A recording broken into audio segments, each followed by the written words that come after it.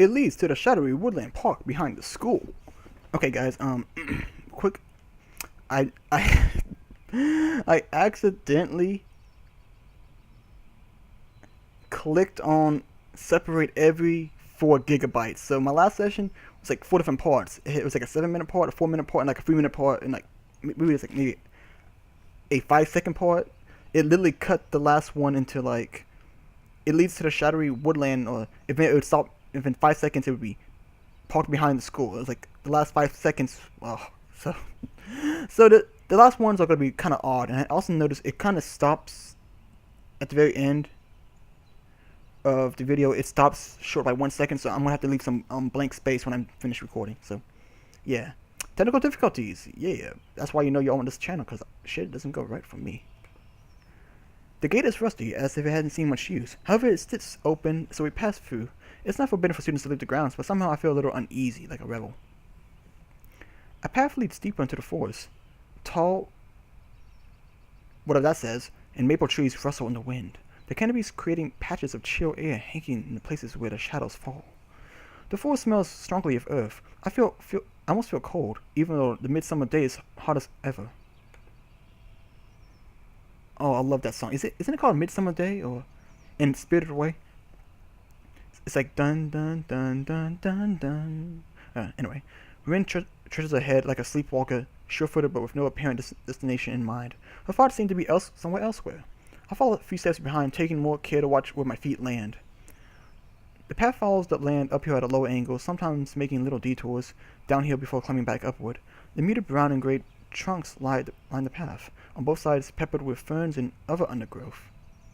After a little while, I start getting worried. The path is still wide and clear, so there's no chance of getting lost, but it doesn't look like we have any particular destination, though. There's nothing wrong with a bit of aimless wandering around, but I don't want to go so far that I get too tired to walk back. I'm starting to get a little winded, and my legs feel heavy. I want to stop and get a chance to catch my breath and rest my legs, but Ren keeps on going.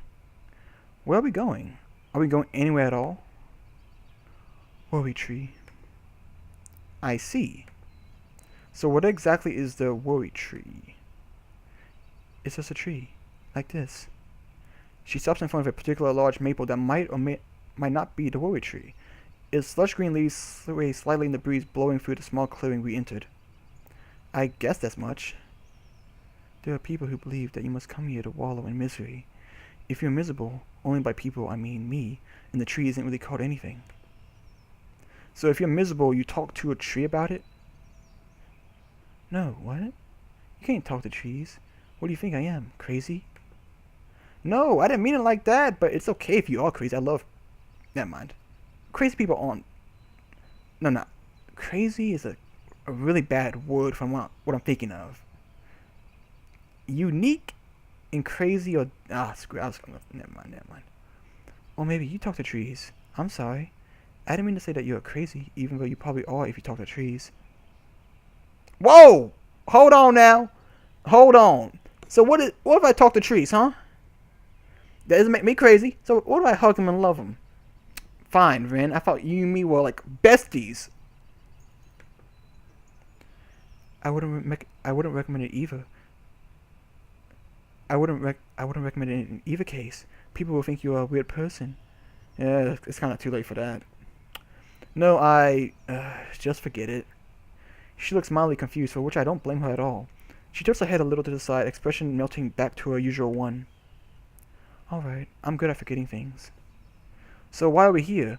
Are you miserable, Ben? I can't read the expression she makes. I hate how bad I am at interpreting Ren's mood. She doesn't answer right away, as if she herself isn't quite certain of her own mood. The blank stare changes to a more difficult expression as she shuffles her weight around. Finally coming to a conclusion, Rin shrugs her shoulders. I've grown to seriously dislike that gesture.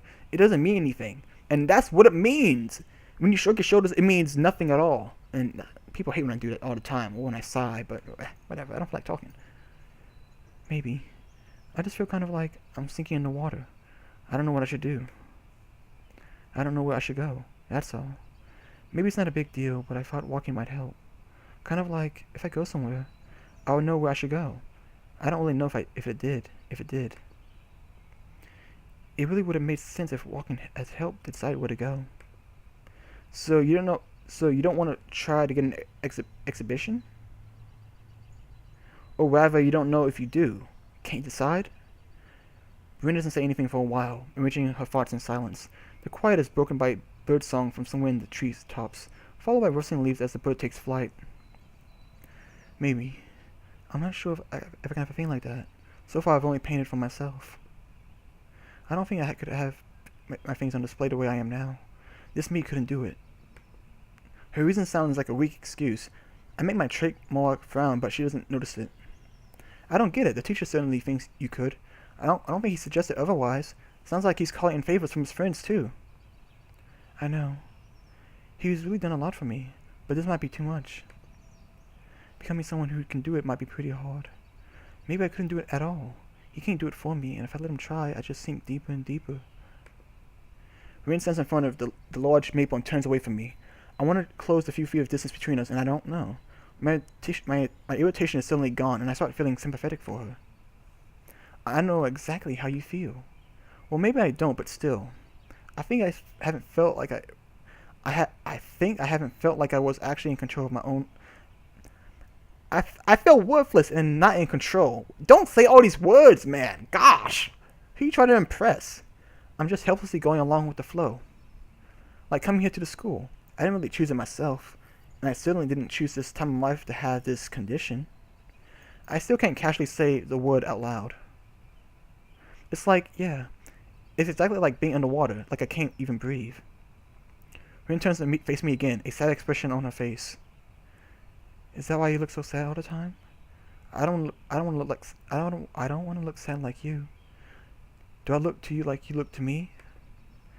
I don't look sad all the time. I just don't know what I should be feeling. What kind of face I should be making. Me neither. Do I look sad now? You kind of do. No, she really does. Not really. You look like you always do, I think. Oh, she always looks sad then. No, she doesn't look sad. She looks neutral.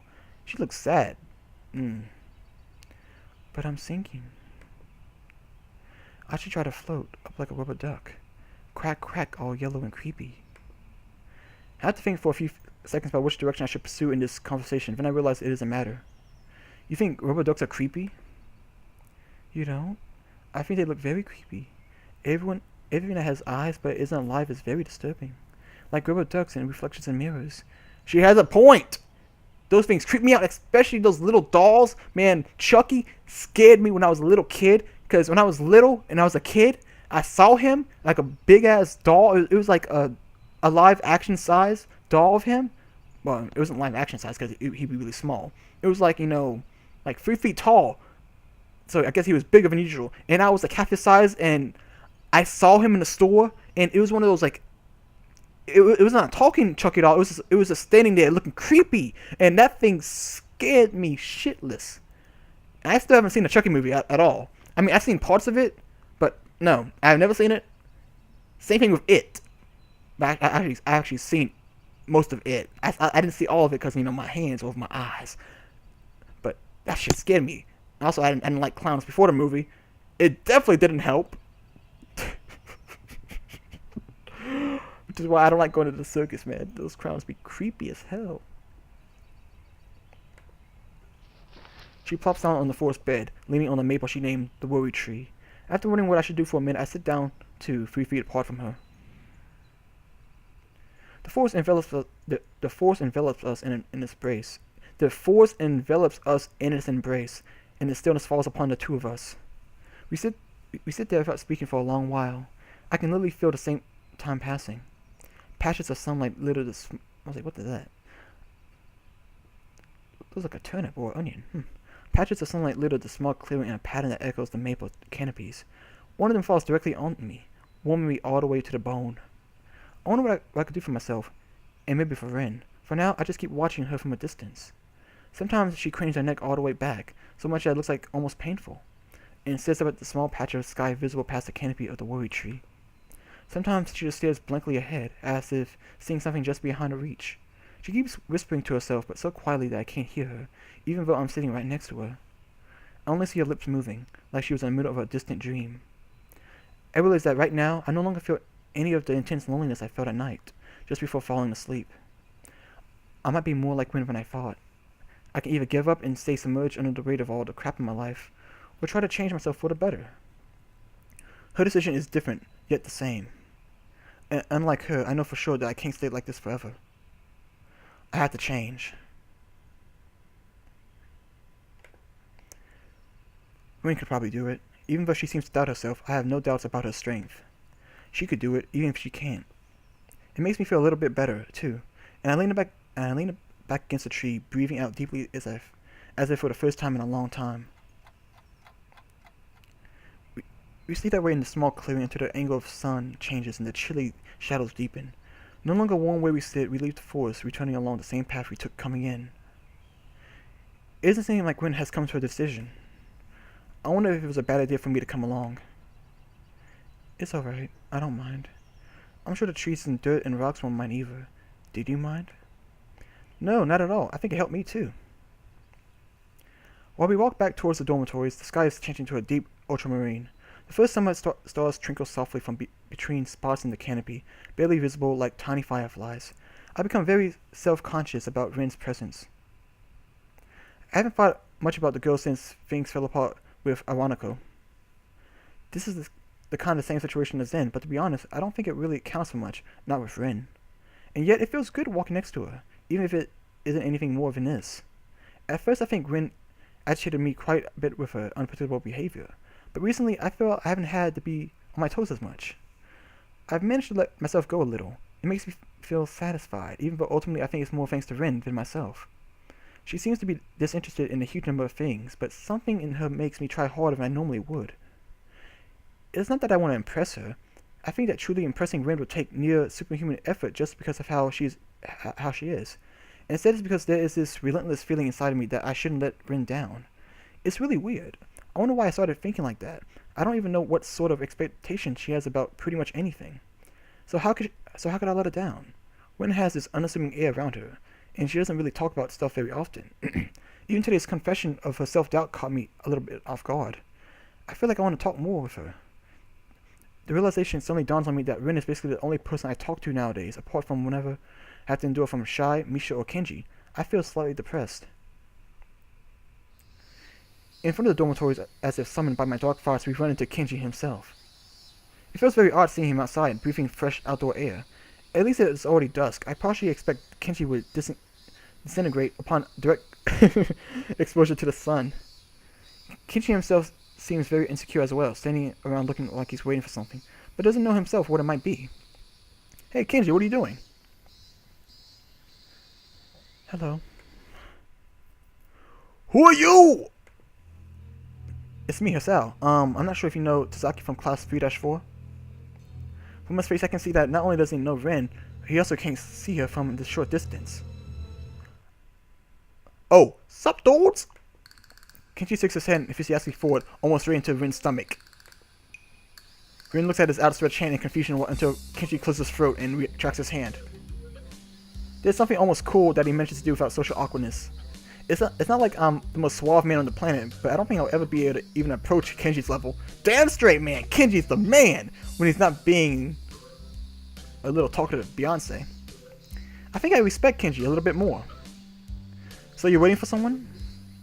He leans closer and lowers his voice to an agitated whisper. I see his facial muscles twitching. Come on, man, you know I can't talk about stuff here in public. They might be listening. I'm going to have to go pick up some stuff from somewhere. I don't want those stupid student council hags to get on my case. Also, I don't trust your friend. Nothing personal. Are you sure he's trustworthy? I briefly considered telling Kenji about Rin's gender, but as it might end up badly for one or both of them, I decided against it. Yeah, I'm sure. He turns from me to Rin, and I immediately get the feeling that I have to prevent them from talking to each other, with whatever means necessary. However, there's little I can do right now apart from physical violence. In that case, would you be interested in knowing about the worst threat to mankind since they invented vegetarianism? He sounds like a vacuum cleaner salesman. I thought it was Sunday. I see you're not in the know. Yeah, man. I'm talking about man-eating cows here. Very few people know what I know, so I'm not surprised.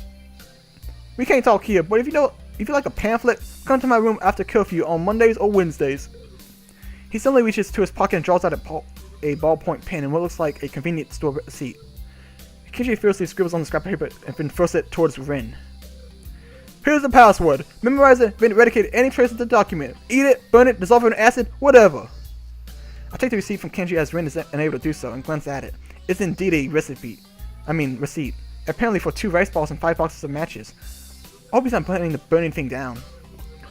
On the other side is written just one word. HoneyMuffin. I show it to Rin too, but she shows no reaction. Thank you. Yo, Hasel, you still in that club? The Club of Dark Arts? Fine art. Anyway, yeah, actually just had a meeting today. Still got your wits about you. No shady mind tricks going on? Nothing personal, man, but I still have to be on top of things. Can't get caught with my pants down. Speaking of which, you should really take a shower a bit later. Gotta respect that personal space. Nothing personal. Kenji looks around as he heard something and then straightens his jacket. Okay, I gotta scoot now before it's too late. Later, dudes. Good luck. Kenji takes off rapidly towards the main gate. Rin looks after him, frowning. We watch after Kenji's diminishing figure in silence. What's wrong with him? Technically speaking, I think he's legally blind. Oh, I see.